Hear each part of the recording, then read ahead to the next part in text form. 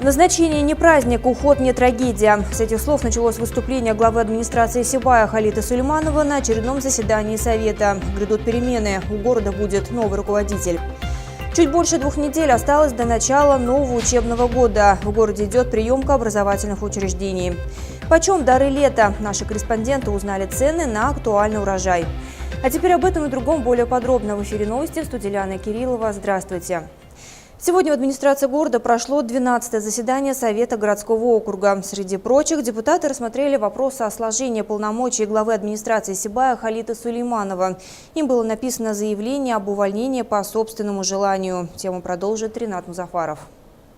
В повестку дня 12-го заседания Совета городского округа города Сибай 4-го созыва был вынесен широкий спектр вопросов, касающихся подведения итогов деятельности администрации за первое полугодие 2017 года, изменений проектных решений на плановый период 2018 и 2019 годов и других актуальных положений. Первым вниманию собравшихся был представлен доклад об исполнении комплексной программы социально-экономического развития городского округа на 2016-2020 годы за первое полугодие текущего года. Согласно сведениям, озвученным заместителем главы по экономике Наилем Халиуллиным, в стадии реализации сегодня находится 36 мероприятий. Среди них капитальный ремонт многоквартирных домов, строительство мостов, развитие торговых сетей и другое. 3 мероприятия на сегодняшний день числятся как завершенные. Еще 8 приостановлены в связи с отсутствием финансирования. Годовой план с учетом корректировки в целом по программе на эти годы составляет 2 миллиарда 132 миллиона рублей. Фактически за первое полугодие 2017 года освоено 970 миллионов или 45%. В реальный сектор экономики и развития городского пространства вложено 501 миллион рублей, в социальную сферу 469 миллионов рублей. В реальном секторе экономики более половины инвестиций направлено на развитие добывающей отрасли. В обрабатывающей отрасли инвестиции осваиваются на развитие и модернизацию производства. Отдельно в рамках состоявшегося заседания были обсуждены такие вопросы, как исполнение городского бюджета за первое полугодие текущего года и подведение итогов подготовки образовательных учреждений к новому учебному году. Данные, озвученные докладчиками, свидетельствуют о планомерном успехе реализации программных мероприятий, отведенных на настоящий период. Неожиданное известие собравшимся принес один из последних вопросов, включенных в повестку дня. Место за трибуной занял мэр города Халит Хамзович Сулейманов. В своей речи он сообщил о решении покинуть пост главы администрации городского округа. Халит Хамзович выразил благодарность коллегам и населению за поддержку его политического курса и попросил депутатов городского совета единогласно поддержать его в решении о преждевременном сложении руководящих полномочий. Я, во-первых, благодарен населению, горожанам. Первый период меня не понимали, 12-й год начали понимать. Далее, я думаю, со всеми я находил общий язык. Как лакмусовая бумага, это рынок. Я почти каждый рынок, воскресенье выхожу на рынок, общаюсь с людьми. В последний раз я тоже выходил, общался, подходит, разговариваем. Очень теплые отношения. Я думаю, это отношение должно у нас оставаться. Я благодарен депутатам. Действительно, они любое мое предложение поддерживали. Естественно, изучали, некоторые корректировки были, но поддерживали. И активность в последнее время, очень активны наши депутаты. Не просто они считают депутаты, они все работали. Поэтому я просто благодарен вам, надо продолжать дальше совместно работать и работать так активно. Коллегам спасибо, администрации, его отделам, потому что действительно мы работали как одна семья. Ругались. Если когда ругаешь, значит хочешь с ним работать. Если не ругаешь, не обращаешь внимания, значит его на крест поставил. Поэтому иногда ругались, но мы работали активно и работали очень дружно. Чтобы дружная семья должна дальше работать. Пост главы администрации Сибая Халит Хамзович занимал с весны 2011 года. Делегаты, сменившие место за трибуной, охарактеризовали период его руководства исключительно как деятельный и богатый на позитивные изменения в социальной и экономической жизни города. В период с 2011 по 2017 года активно реализовывалась программа переселения горожан из аварийного жилья. Была преобразована городская служба коммунального хозяйства, устранена очередность в учреждения дошкольного образования, сохранена промышленная инфраструктура, реализованы несколько крупных проектов по облагораживанию городского облика. Так, например, только в нынешнем году сумма, отводившаяся на ремонт дорожного полотна из республиканского бюджета, составляла 19 миллионов рублей. Однако в результате грамотного взаимодействия с вышестоящими инстанциями объем финансирования вырос и составил более 51 миллиона рублей. 87 домов, вот Александр только что доложил, Сибай сумел ликвидировать и построить новое жилье и людей переселить. Все это дается не так просто, оно не само приходит. Сибай был впереди, наверное, один из первых городов Республики Башкортостан, который сумел войти в эту программу. Для того, чтобы войти в эту программу, необходимо грамотный подход к этому вопросу, необходима слаженная работа команды администрации, и это было сделано.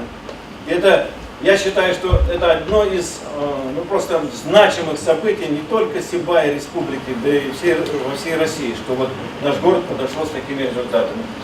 На хорошем счету Халид Сулейманов находится и у республиканской власти. Об этом на заседании всем присутствующим сообщил специально прибывший для этого заместитель руководителя администрации главы Башкортостана Рамил Дильмухаметов. За время работы главы администрации городского округа город Сибай приобрел большой опыт работы, хорошее владение вопросами управления, организации, планирования, профессионализм и ответственное отношение к делу. И, наверное, вот эти как раз навыки, наверное, позволили ему решать вопросы социально-экономического развития города Сибая. И за время его работы в Сибае произошли определенные изменения, строились водопроводные, газовые сети, сети уличного освещения, в экономике города привлекались инвестиции, об этом он тоже сказал, открывались новые производства. В завершении заседания Халид Хамзович Сулейманов был удостоен почетной грамоты Совета городского округа за высокий вклад в развитие Сибая.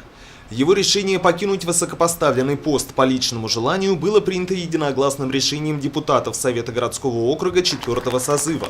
Исполняющим обязанности руководителя органа муниципальной власти на временной основе назначен Айнур Фазлидинович Идрисов, занимавший до этого должность управляющего делами городской администрации. В ближайшее время будет объявлен конкурс на замещение должности главы администрации Сибая, после чего решением депутатского конкурса будет утверждена новая кандидатура. Ринат Музафаров, Али Кадыров, Гульгина Раскильдина, телекомпания СТВ. К другим новостям. Накануне в городе стартовала приемка образовательных учреждений к новому учебному году. В течение этой недели специальной комиссии предстоит проверить готовность детских садов, школ и учреждений дополнительного образования. Центр детского творчества – последний объект, вошедший в список первого дня работы комиссии по приемке образовательных учреждений к новому учебному году. Встреча гостей в фойе заведения состоялась под звук голосового оповещения, разносящегося гулким эхом по опустевшим на период летних каникул коридорам и учебным помещениям. В целях повышения результативности учебно-воспитательного процесса, организации на ее базе различных форм образовательной деятельности учащихся и развития их личностных качеств. Оборудование образовательного учреждения системой громкоговорителей явилось результатом внедрения в Центре детского творчества новой образовательной дисциплины. С весны этого года воспитанники ЦДТ ворвались в эфир Сибайской студии телерадиовещания со своей детской новостной программой. Теперь воспитанники Гузель Каримовой смогут попробовать себя еще и в качестве ведущих радиотрансляций. Для этого на базе учреждения сегодня созданы все возможности. Помимо появления подобных технических новшеств, в задачи коллектива входили плановые работы, нацеленные на соответствие государственным нормативам. По оценке руководства учреждения, период летних каникул в этом отношении прошел достаточно плодотворно. Конечно, мы провели косметический ремонт всех учебных кабинетов. Далее непосредственно включены были и помещения самого здания учреждения. Проведена радиовещательная сеть, чтобы воспитанники могли делиться информацией и, соответственно, принимать информацию, касающуюся всех участников образовательного процесса. Далее мы, оборудовали хореографический зал станками, чего так давно ждали наши воспитанники. Ну и сейчас на данный момент идет у нас реконструкция музея отдела образования. Это отдел боевой славы, учителей, педагогов, ветеранов. Видеокамеры, установленные нынешним летом в фойе и коридорах учебного заведения, позволяют мониторить обстановку в режиме реального времени. Отметим, что пункт об организации видеонаблюдения в образовательных учреждениях сегодня входит в список рекомендательных, но не обязательных нормативов. Всего по республике, согласно приведенной статистике, данному критерию соответствует лишь 14% из всех учреждений образовательного сегмента. В Сибае отличились все объекты, вошедшие в график первого дня работы комиссии. Это 6 детских садов, 4 школы, 2 учреждения дополнительного образования, реабилитационный центр и коррекционная школа для обучающихся с ограниченными возможностями здоровья. Специалисты также обращали внимание на соответствие учебных заведений требованиям строительных, санитарно-гигиенических и противопожарных норм, оснащенность образовательного процесса, охрану труда, укомплектованный штат руководящими и педагогическими кадрами. Могу сказать, что первый день показывает то, что в основном наши учреждения подготовлены к новому учебному году. Хочу поблагодарить от имени комиссии тот факт, что и педагогические работники, и другие работники очень тщательно подготовились. И в первую очередь, конечно, спасибо огромное тем родителям, которые с пониманием отнеслись к данной приемке и многое сделали. Я думаю, что для детей, которые придут 1 сентября, новые школы, новые детские сады, там уже будут какие-то приятные моменты, так скажем. Особо хочу отметить то, что в этом году многие коллективы школ участвовали в проектах местных инициатив, мы говорим по ПМИ. И спасибо огромное то, что многие оказали спонсорскую помощь, и то, что местные жители сами собирали на эту цель, значит, определенные средства. И я думаю, что после аукционных моментов в школах появятся еще новые капитальные ремонты. А также мы с 1 сентября уже планируем и на будущий год. Здесь подключаются еще и дошкольные образовательные учреждения. Основной этап работы комиссии по приемке учебных заведений продлится в период с 14 до 17 августа. Проверки же в городских СУЗах и ВУЗе запланированы на конец текущего месяца. Ринат Музафаров, Али Кадыров, Гульгина Расхлидина, телекомпания СТВ. Около 4000 километров. Именно такое расстояние предстоит преодолеть мусульманам из Башкортостана для совершения хаджа. В этом году на мусульманских святынях в Мекке побывает около 600 жителей нашей республики. Первая группа паломников отправится в путь 20 августа. Как и в предыдущие годы, верующих будут сопровождать представители Духовного управления мусульман республики и медицинские работники. Напомним, что хадж – это паломничество к святым местам Мекки, ключевой и единственный столб ислама, который проводится в определенное время. Считается, что паломничество должен осуществить каждый мусульманин хотя бы раз за свою жизнь, если у него есть для этого финансовые возможности и позволяет здоровье.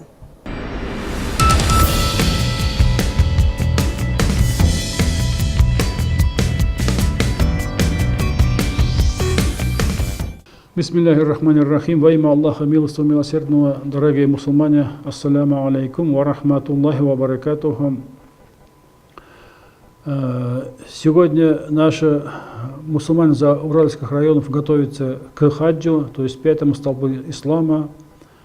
Первая группа, иншаллах, полетит с Уфы, это 21 августа будет, через Москву, потом Дубай, а с Дубая на автобусе они поедут до места паломничества. А путь обратный тоже так же будет, это эконом-класс. А если кто заплатил за стандарт, то они полетят 24 августа. Поэтому мы желаем удачной дороги, чтобы это пятый столб, это самый основной столб нашей религии. Понимаешь? Тут и нужно и богатство, и нужно здоровье. Вот я желаю своим паломникам, чтобы они благополучно добрались и потом возвратились, и чтобы они обязанности перед Аллахом достойно выполнили. Но есть такая еще информация, вот, если кто хочет на следующий год хадж, то есть можно заплатить. Этот хадж эконом это 80 тысяч, а стандарт 115 тысяч. Если желающие, пожалуйста, приходите, мы дадим вам информацию, можно уже заплатить и можно и готовиться уже. Ассаляму алейкум ва рахматуллахи ва баракатуху.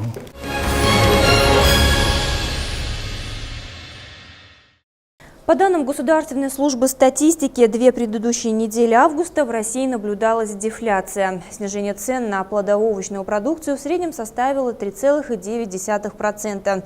Несмотря на статистические данные, россияне сетуют на ежемесячное повышение цен из-за холодного лета. Как обстоят дела с урожаем сибайских садоводов и какие изменения цен наблюдают наши пенсионеры, узнавала Евдокия Титаренко. Август – время сбора урожая, время, когда садовые хлопоты начинают приносить свои плоды. Ну а объем полученного урожая, конечно же, зависит не только от погодных условий, но и от того, насколько хорошо потрудиться на садовых участках. Так считает Серафима Табанакова. Потому на количество собственной продукции, реализуемой на уличном рынке, Серафима Петровна не жалуется. Однако сама, как потребитель, она видит лишь безжалостную инфляцию. В магазинах высокие цены, ничего не скажешь. А здесь бабушка надвое сказала. Захотела за 5 продала, захотела за 3 продала. Устанет сидеть, подешевле продаст. Потом старенькие или такие, как говорится, беспомощные вроде люди ходят, им тоже снижаешь цены. По данным Государственной службы статистики, за прошедшую неделю снижение цен на белокочанную капусту составило 12,1%. На картофель, лук, морковь, помидоры и огурцы – 7,5%.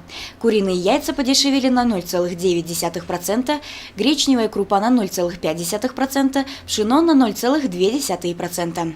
Но цены на говядину, баранину, вареную колбасу, мясные консервы и мороженую рыбу выросли на 0,2%. Примерно так же подорожали сливочное и подсолнечное масло, хлеб, сахар, песок и соль.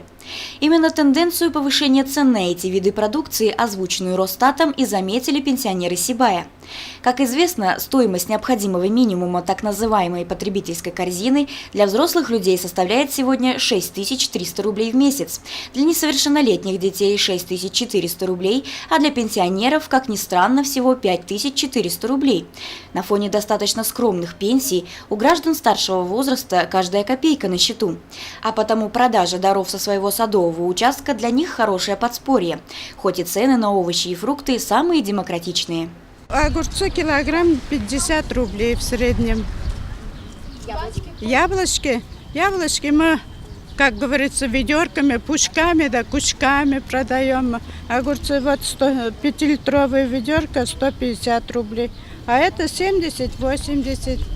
Еще смотря какая продукция, конечно. Это, если сильно хорошая, можно подороже, как говорится, на немножко. Если уж знаешь, что, как говорится, это самое. Нынче яблоки мелковато. Мясо повысили, молоко повысили, сметану повысили. Ага, подешевело. Что у нас там подешевело? Овощи, арбузы. Ага. Вот все время там толдычат с земли, но никто не отравился. Сколько мы лет здесь торгуем, ни творог, ни молоко. Как в магазине возьмешь, так на помойку вынесешь. Гадость. Посмотрите, все чистенькое, как стеклышко, все в мешочках, все вымытое. Где можно травиться? Ага. Несмотря на то, что подобные стихийные рынки считаются незаконными, все же желающих приобретать плодово-овощную продукцию именно, так сказать, с грядок у бабушек не убавляется. Отметим, что, по словам специалистов Центробанка России, в ближайшие месяцы сохранится риск повышения цен на продовольственные товары из-за возможного снижения урожая некоторых овощей и фруктов, что может также привести к росту инфляционных ожиданий. Евдокия Титаренко, Алик Кадыров, Гульгина Раскельдина, телекомпания СТВ. Такими были новости вторника. Впереди прогноз погоды. А я прощаюсь с вами до завтра. Хороших вам новостей и увидимся.